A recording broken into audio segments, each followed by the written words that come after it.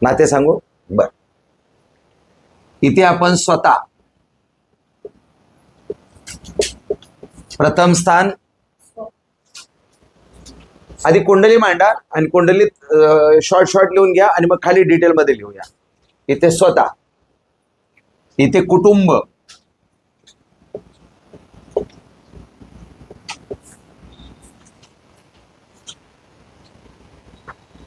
इथे भाऊ, लहान मोठी भावंडाचं इकडे येतं, पण मोठ्या भावंडाचं कोणी बघतच नाही. लहान बहिणी वगैरे, बहीण भाऊ सगळे आले आता. इथे आई, इथं मुलं. कुंडलीमध्ये भरून घ्या, मग 1 2 3 असे मी डिटेल मध्ये लिहून देतो पुढे.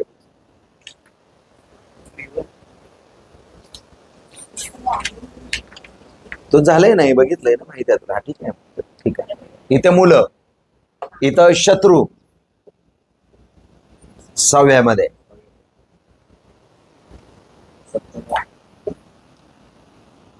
पत्नी म्हणू का पती म्हणू, पती पत्नी दोन्ही लिहितो. पती पत्नी तुम्ही काही लिहा, जोडीदार लिहा.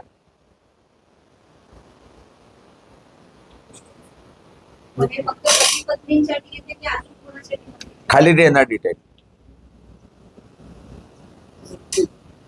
मृत्यू 8वं स्थान, वडील, पप्पा,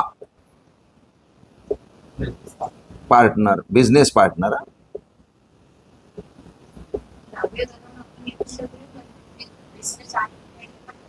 हा, आता ते खाली देतो ना तुम्हाला, अजून बरंच देतो.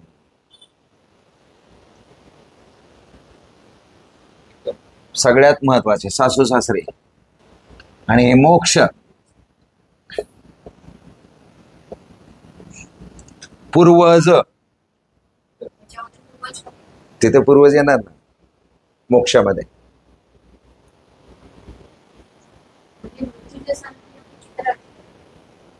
मृत्यूच्या स्थानामध्ये मृत्यू, तिथे पितर येणार मोक्ष स्थानामध्ये.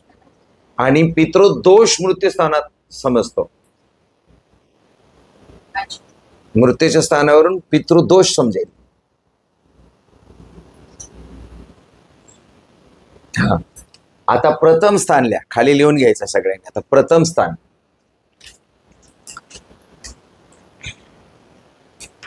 स्वतः, व्यक्तिमत्व, शरीर सृष्टी, शरीराचा बांधा, रंग,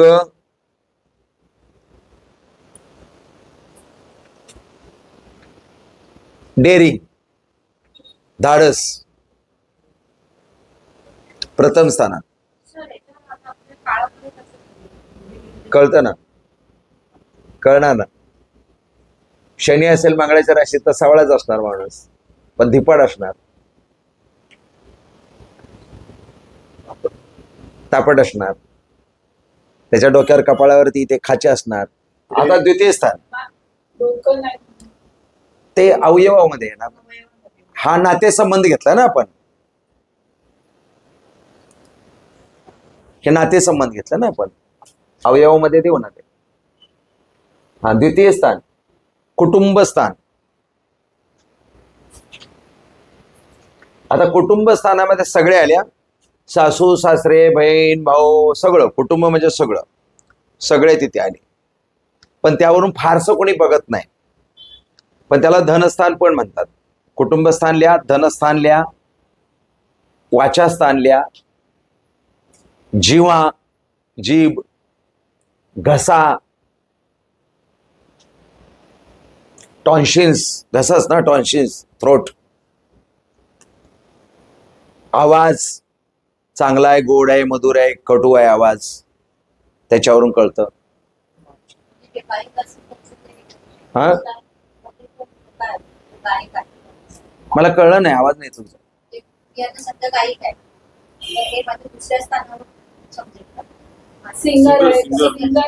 हा, बरोबर बरोबर. तिथे शुक्र असला पाहिजे आणि तो शुक्र दूषित नसला पाहिजे. दूषित शुक्र म्हणजे काय, दूषित कोणताही ग्रह म्हणजे काय, अजून ते शिकवलं नाही तुम्हाला. याला शत्रुस्थान म्हणतात, याला मृत्यूस्थान म्हणतात, याला डिस्ट्रॉइड स्थान म्हणतात. 6-12चा मालक ज्या ठिकाणी असतो ते स्थान दूषित असतं. 6-12चा मालक जर तिथे नसेल आणि तो शुक्र असेल तर हे गायक असतात असे लोक. शुक्र असेल तर, आणि कर्मस्थानचा मालक असेल तर बिंदास. म्हणजे इथं 2 किंवा 7 अंक आहे, 2चा किंवा 7चा शुक्र गायक असतात, गोड बोले असतात, अतिशय मधुर वाणी असते त्यांची, खूप छान बोलतात. हा, तिसरं स्थान घ्या, भाऊ, पराक्रम, सहजासहजी यश मिळवून देतात. इजी स्थान पण म्हणतात त्याला, पराक्रम पण म्हणतात. फार महत्वाचं स्थान आहे ते, खास करून भावांचं. आता चतुर्थ स्थान फार महत्वाचं आहे. चतुर्थ स्थान घ्या, आई, सावत्र आई,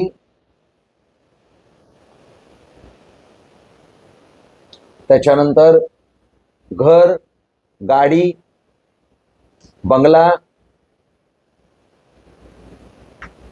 स्वतःचं सुख,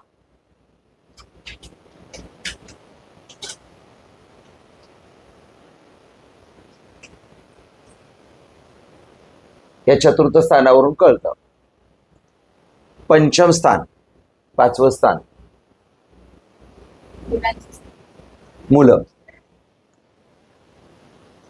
नाही, ते नातेसंबंध आहे ना मुलं, बरोबर. हा, त्याचबरोबर बुद्धी,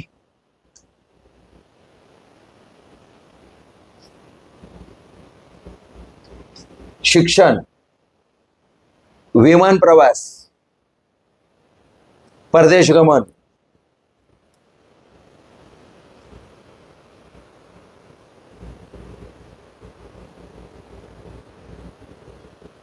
हे सगळं आपल्या नोट्स मध्ये आहे.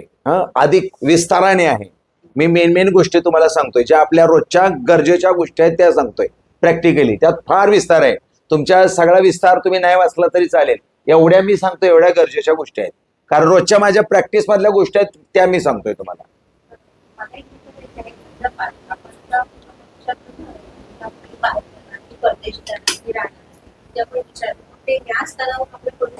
हा, त्याच्यावरूनच कळतं. हे कुठलं स्थान आहे? इथला मालक किती असेल तर परदेश गमन झाला. पंचमामध्ये किंवा पंचमाचा मोक्षामध्ये परदेश गमन, किंवा पंचम स्थानचा मालक लग्नी परदेश गमन, किंवा पंचम स्थानचा मालक बिझनेसच्या स्थानात नोकरी उद्योगधंद्यासाठी बिझनेससाठी बाहेर जाणार, किंवा पंचम स्थानचा मालक इथे तर तो परदेशात जाणार. ते येणार आहे. पंचमेश कुठल्या कुठल्या स्थानी असल्यानंतर काय काय फळ देणार ते आहे सिलेबस मध्ये. आपण नातेसंबंध लिहून घेतोय. 6वं स्थान कुठलं आहे सांगा? शत्रू. शत्रुस्थान, आजार, गुप्त शत्रू,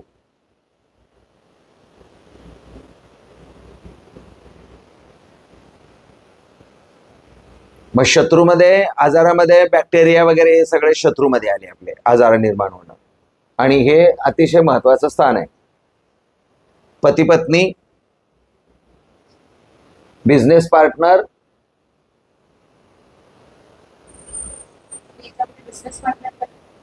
कर्मस्थान आणि सप्तम स्थान.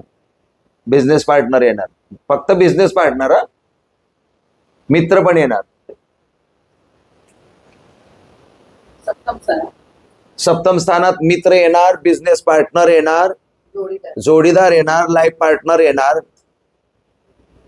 आणि अवयव संबंध येणार आहे ते अजून सांगणार आहे पुढे मी. मृत्यूस्थानात फक्त मृत्यूस्थानच लिहा, म्हणजे आपला किंवा दुसऱ्याचा किंवा कोणाचाही त्याच्यावरून कळलं जातं. दुसऱ्याचा कोणाचाही असेल तर शिकवणार आहे मी. मृत्यूस्थानचा मालक आईच्या स्थानात असेल तर आईचा मृत्यू, वडिलांच्या स्थानात वडिलांचा, मुलांचा, सगळं सांगणार आहे ते, शिकवणार आहे पुढे. आता फक्त आपण कुंडलीत कोणते कोणते स्थान आहेत ते शिकतोय. नवम स्थान भाग्यस्थान, नशीब, वडील,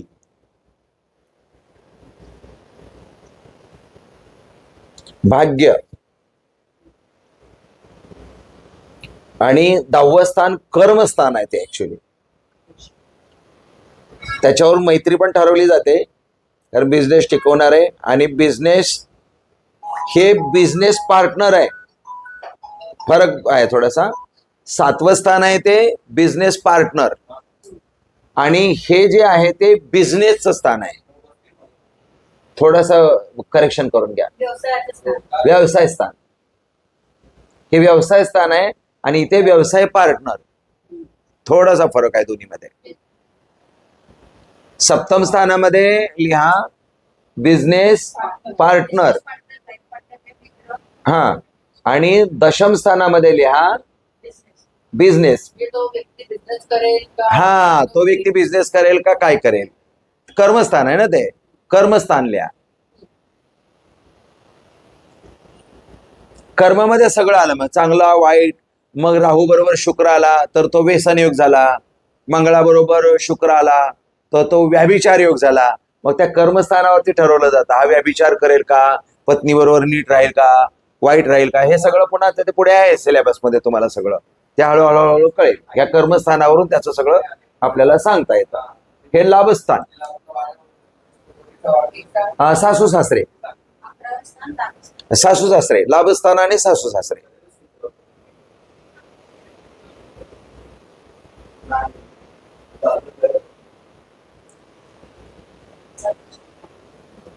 त्याला आई स्थान पण म्हणतात.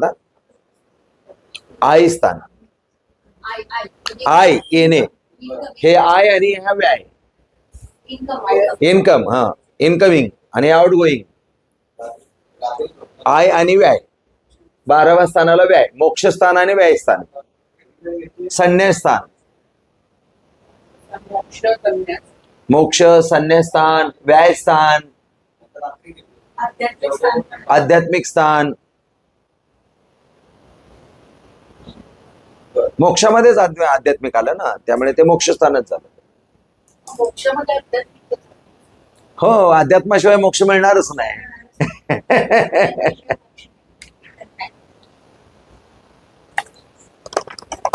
तर हे स्वतःच्या नातेसंबंधासाठी झालं. झाले ना 12. मोक्षस्थान हे झालं ना, म्हणजे हे 12ची 12 स्थानं झाली ना. हा, आपल्या स्वतःच्या अध्यात्मातून आपला स्वतःचा मोक्ष होतो, की त्यासाठी म्हणजे त्या आता समजा तुम्हाला ज्ञान प्राप्त झालं, आसक्ती संसारात ती निघून गेली, आणि तुमच्याकडे आता किती जरी प्रॉपर्टी आहे तरी आसक्ती नाही आहे, मुलं आहेत, सगळं आसक्ती नाही, तर स्वतःला पिंडदान करावं लागतं जिवंत असताना. म्हणजे माझा घरच्यांशी काही संबंध नाही, मी ह्या शरीराला पिंडदान करतोय, आजच्या तारखेला मारतोय, आजच्या तारखेला मी मृत्यूला प्राप्त झालेलो आहे, असं म्हणून आपलं स्वतःचं स्वतः पिंडदान करायचं. आणि त्यानंतर पुन्हा घराकडे भटकायचं नाही, कुणाची आठवण नाही करायची, इकडे तिकडे फिरायचं, काशीला कुठे असेल तिथे जाऊन बसायचं. तर ते मोक्षस्थान, मोक्ष त्याला म्हणतात. संन्यासाची खरी व्याख्या ही आहे. संसार केला, ते सोडून गेलं चुकीचं झालं. कुटुंब आहे आणि कुटुंब लग्न केलं, त्यागाची व्याख्या काय आहे सांगा. आता माझ्याकडे मी सांगेन, माझ्याकडे एक माणूस आला होता आणि मी त्याला हेलिकॉप्टर दान केलं. त्यागाची व्याख्या काय सांगा. तुम्ही विश्वास ठेवाल माझ्यावर, मी हेलिकॉप्टर दान केलं एका माणसाला. तुमच्याकडे काय ते दिलं ते त्याग. कळलं, तुमच्या लक्षात आलं. मी एका व्यक्तीला हेलिकॉप्टर दान केलंय, तुम्ही विश्वास ठेवाल का. अरे ह्याच्याकडून कुठून आलं हेलिकॉप्टर. आणि मी सांगितलंय की मी 2 लाख रुपये दान केलेत, विश्वास ठेवाल. जे आपल्याकडे आहे ते दान करणे म्हणजे त्याची आसक्ती सोडणे. मग जे आहे ते सोडणे त्यालाच मोक्ष म्हणायचं. तुमचा प्रश्न आहे हे होईल का, त्या स्टेजला जावं लागतं तेव्हा ते होतं. Internal energy is connected into universal energy. जेव्हा असं होतं तेव्हा ती वेळ येते, अशीच येत नाही. ते साधनेत उपासनेत असल्यानंतर आतला आवाज येतो एक वेगळा. तो गुरु कुठे असल्यानंतर सांगतो. तुमचा नाही आहे तसा, तुमचा धनस्थानाशी कनेक्टेड आहे गुरु. इथे गुरु असला की तसं होतं, कर्मस्थानात गुरु आल्यानंतर तसं होतं. सांगणार आहे ते मोक्ष गुरुचं. आता हे झालं आपलं नाते, बरोबर आहे. आता आपल्याला शरीर, अवयव. तेव्हा माझ्या लक्षात आलं की ही इंटरनल एनर्जी आणि युनिव्हर्सल एनर्जीचा किती मोठा घनिष्ठ संबंध आहे आपल्याला माहीतच नाही. सेल्सला आपण नुसत्या साधारण सेल्स म्हणतोय, पण त्या सेल्सने जर आत बंड केला तर या शरीराला हलवून टाकतील, आणि हलवून टाकतात.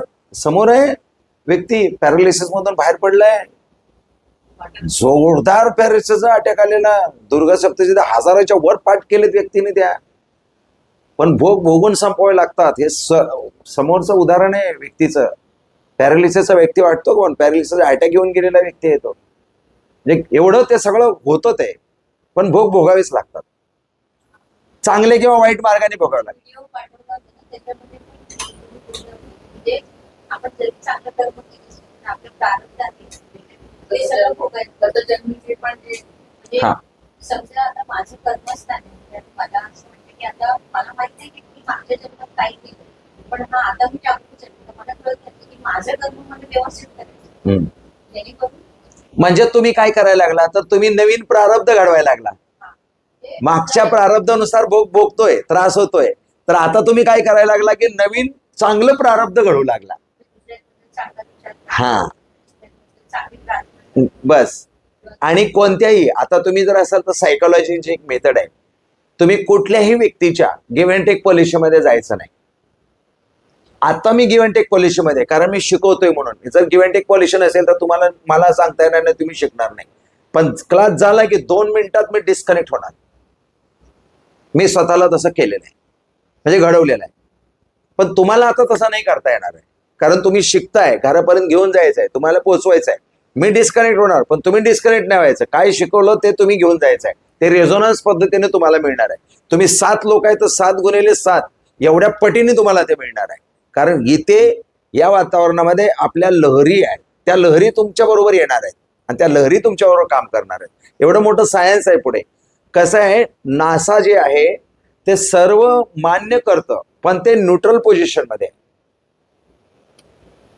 ते ईश्वर नाही असं म्हणतच नाही, कारण अशा बऱ्याचशा गोष्टी आहेत. आणि ईश्वर आहे असं सुद्धा म्हणत नाही, कारण 90% प्रूफ नाही. मग त्यांनी त्याला बोझोन्स म्हणून एक नाव दिलेलं आहे एका ॲटमला, बोझोन्स म्हणून. मी तुम्हाला मगाशी म्हटलं की एक ॲटम आहे, ॲटम मध्ये 8 इलेक्ट्रॉनची साखळी आहे, आणि 8 इलेक्ट्रॉनच्या साखळीमध्ये 1 इलेक्ट्रॉन फोडला तर त्यात सुप्त प्रकाश निघतो. हा, तर ते असं एवढं ते सूक्ष्म आहे. हा, आता आपलं शरीर, अवयव. मगाशी आपण नातेसंबंध दिलेले, आता अवयव. प्रथम स्थान डोके,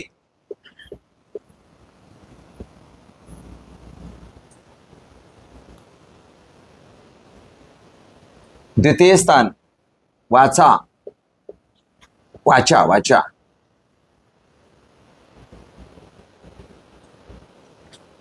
गेलं. तृतीय स्थान फुफ्फुस, उजवं फुफ्फुस आणि लिव्हर. Right right. खांदा वाचा म्हणजे डावा उजवा खांदा. नाही, आपण अवयवाबद्दल बोलतोय ना. हा हा हा हा, नाही नाही, बरोबर, आपण अवयवाबद्दल बोलतोय. बरोबर आहे, बरोबर आहे. हा, अवयवावर बोलतोय. हा, उजवा खांदा. बरोबर आहे. लिव्हर आणि डावं फुफ्फुस.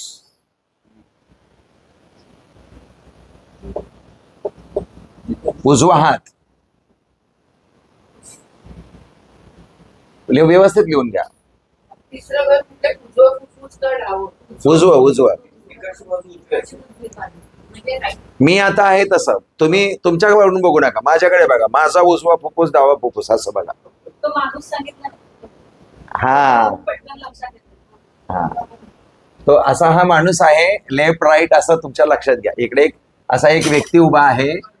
हा, असं.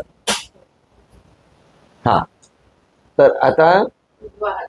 उजवा हात इथे मांडी, कमरेच्या खालचा भाग आणि गुडघ्याच्या वरचा, इथे पाय, मांडी झाली. अजून सांगतो मी, इथे 1 2 3 मध्ये देतो, मुख्य मुख्य यात लिहितो. आणि इथे उजवा पाय, 6व्या स्थानात. हा 6वं स्थान उजवा पाय. 7वं स्थान गुप्तांग अवयव, प्रजनन संस्था, नाही ओटीपोट इकडे येईल. गुप्तांग प्रजनन व्यवस्था, प्रजनन स्थान म्हटलं तरी चालेल. हा जननेंद्रिय.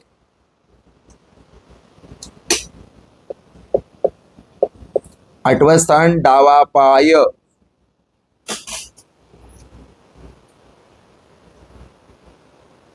8वं स्थान डावा पाय, ही डावी मांडी.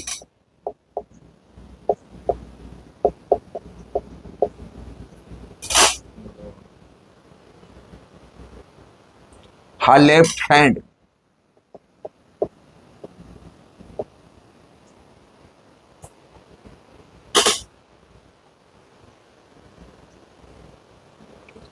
Heart and left liver, left फुफ्फुस, लंग्स.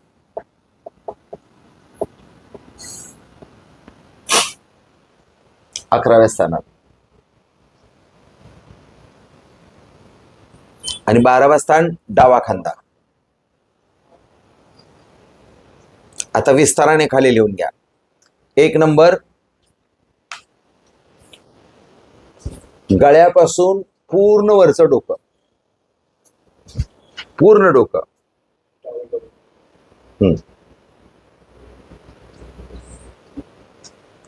त्याच्यामध्ये डोळे वगैरे सगळं आलं, कान नाक घसा सगळं आलं, व्यक्तिमत्व सगळं आलं. 2 नंबर, दुसरं स्थान, उजवा खांदा, जीभ, दात, घसा, हा धन, धन धन पैसा, हा अवयव. हा अवयव अवयव हा अवयव आहे, बरोबर आहे. हा दात, जिवा, जीभ, दात, घसा, बरोबर आहे. इथपर्यंत आलो. हा हा इथे शुक्र असेल तर एखाद्या ताईला इथं खळी पडते हसताना.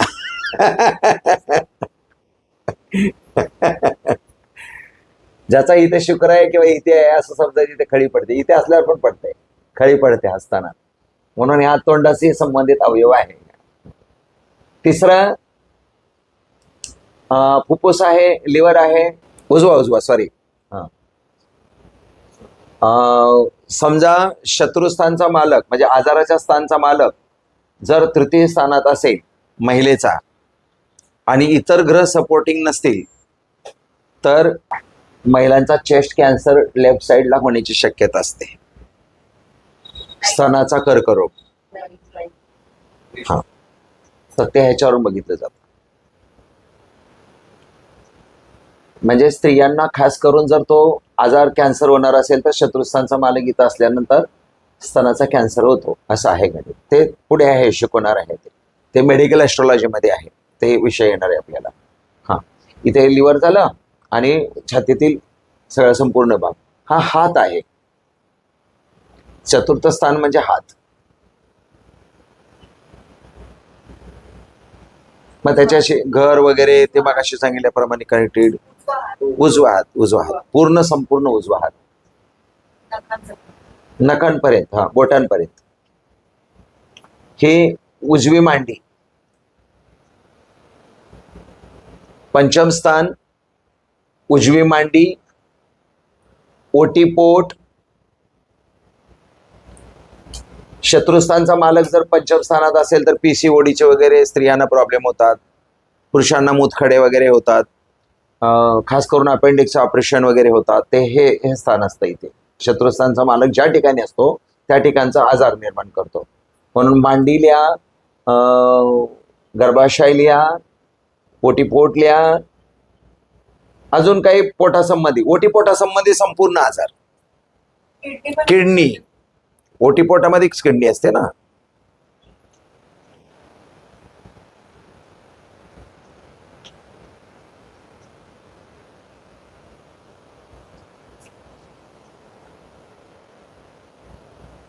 आणि हे 6वं स्थान फक्त उजवा पायसल्या, त्याच्यामध्ये फक्त ते आजाराचं स्थान आहे. ते कुठे कुठे असणार ते समजावून सांगणार आहे. 7वं स्थान महत्वाचं स्थान आहे. प्रजोत्पादन व्यवस्था 7व्या स्थान. गुप्तांग,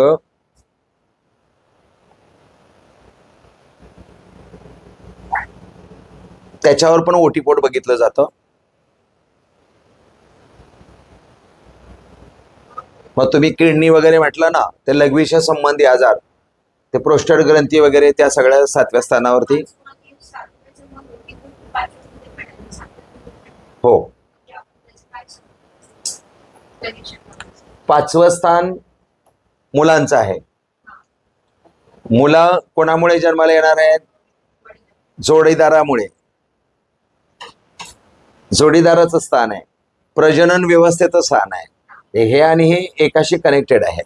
हे 3 स्थान एकमेकाशी कनेक्टेडच आहेत. पंचम स्थान, षष्ठम स्थान आणि सप्तम स्थान, हे 3 स्थान एकमेकाशी कनेक्टेडच आहेत. हा, तर हे म्हणून गुप्तांग म्हटलंय त्याला. गुप्तांग आणि किडनी वगैरे, ओटीपोटाचे, बेबीच्या खालचे सगळे रोग, प्रोस्टेट ग्रंथी वगैरे सगळे, लघवीचे आजार वगैरे सगळे याच्यावरून बघितले जातात.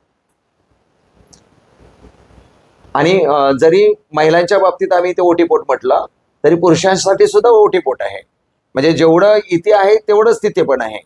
पण याला फक्त एकच स्थानाने जास्त फेमस झालं, ते भारी स्थान, जोडीदाराचं स्थान. पण ते नुसत्याच जोडीदाराचं स्थान आहे, ते अवयवाशी सगळं कनेक्टेड आहे. ते अष्टम स्थान, डावा पाय.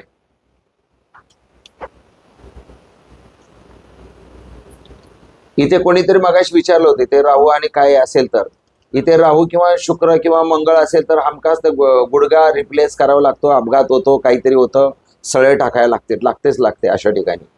मृत्यूस्थान वाईट आहे तसं. आणि मृत्यूस्थानचा हे मूळ 7-12 कोणाचा आहे? कोणाचं आहे? 7-12 घर कोणाचं आहे? ते राहूचं. तिथेच राहू आला तर काय होईल? ताकद वाढली. तिथेच पुन्हा मंगळला घेऊन बसला तर म्हणजे अजून 4 डाळयोग झाला. आणि तिथेच पुन्हा चंद्र आला तर गेला त्याच्या कर्माने, त्याच्या आयुष्यात काहीच घडत नाही चांगलं. या ठिकाणी राहू, चंद्र आणि मंगळ जर आला, त्याच्या आयुष्यात काहीच घटना चांगली घडत नाही. मग गुरु कितीही चांगला असू द्या,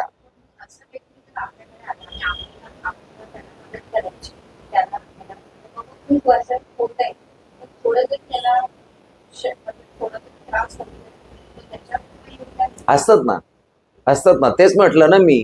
आता ताईनी मगाशी प्रश्न विचारला ना, मोक्षाला अध्यात्माची काय गरज आहे? इलाजच नाही. त्याला अध्यात्मात यावंच लागणार, त्याशिवाय त्याला पर्यायच नाही. एखाद्याच्या कुंडलीत असा योग असलाच हा, तर आपण त्याला डायरेक्ट सांगायचं नाही, त्याला काउन्सिलिंग करायची. सगळ्या गोष्टी ऍक्सेप्ट कर. ज्योतिषाचं काम आहे काउन्सिलिंग करणे, भीती घालणे नाही.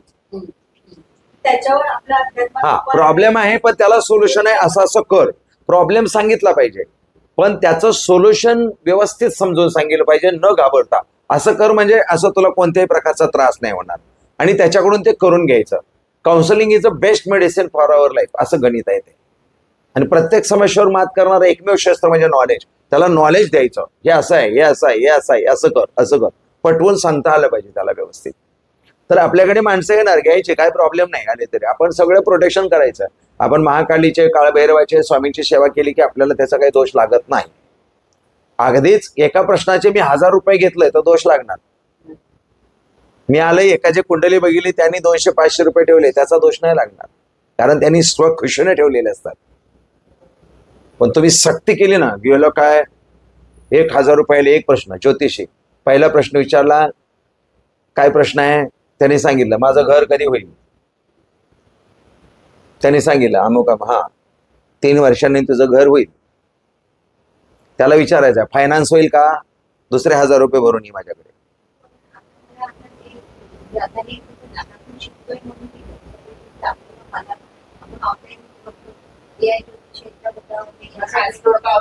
सगळे फसवाफसवी आहे आणि कमवण्याचे धंदे आहेत.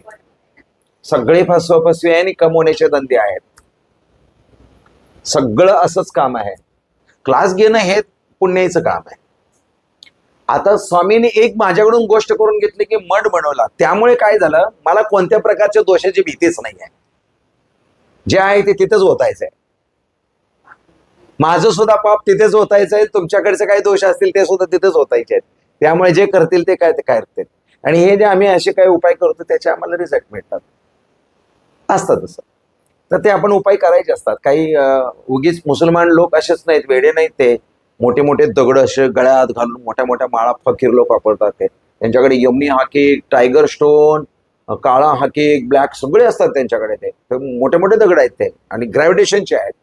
मी तुम्हाला टायगर स्टोन मध्ये असं जर टाकलं लवचंबक तर ते टायगर स्टोन त्याला चिटकून येतात. एवढ्यापर्यंत असतात ते. टायगर स्टोन फार महत्वाचे असतात, असे दोष लागू देत नाहीत. हा आपण डावा पाय, इथे डावा पायच लिहा, याच्याबद्दल जास्त काही लिहायची गरज नाही. आता इथे अवयवाच्या बाबतीत डावी मांडी आणि डाव्या भागाचा काही शरीराचा पोटाचा त्रास असेल तर पोटाचा.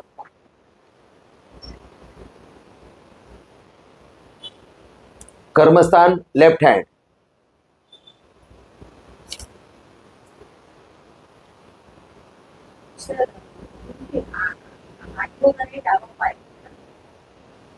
आठवं स्थान डावा पाय. तिथे काही जास्त लिहायचं नाही कारण ते मृत्यूस्थान आहे. त्याचा उपयोग काय होणार आहे ते आता शिकून आपण संपवणार आहे आजचा क्लास. 11वे स्थान. 11व्या स्थानाला लिहा हार्ट आणि लेफ्ट लंग. आणि 12व्या स्थानाला फक्त मोक्ष स्थान लिहा, संन्यास स्थान लिहा, डिस्ट्रॉइड स्थान लिहा. हा खांदा, डावा खांदा.